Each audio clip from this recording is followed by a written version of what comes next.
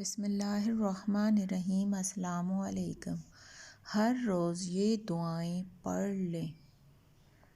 جس نے استغفار کو اپنے اوپر لازم کیا، اللہ تعالیٰ اس کی ہر پریشانی دور فرمائے گا اور ہر تنگی سے اسے راحت عطا فرمائے گا اور اسے ایسی جگہ سے رزق عطا فرمائے گا جہاں سے اسے گمان بھی نہیں ہوگا۔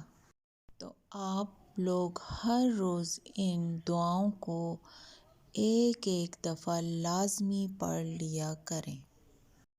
آئیے مل کر ان دعاؤں کو پڑھتے ہیں۔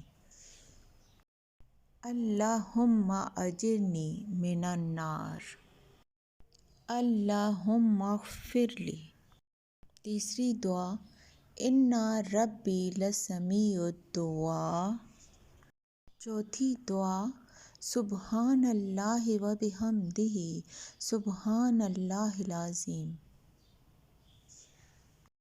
پانچویں دعا، لا حول ولا قوۃ الا باللہ۔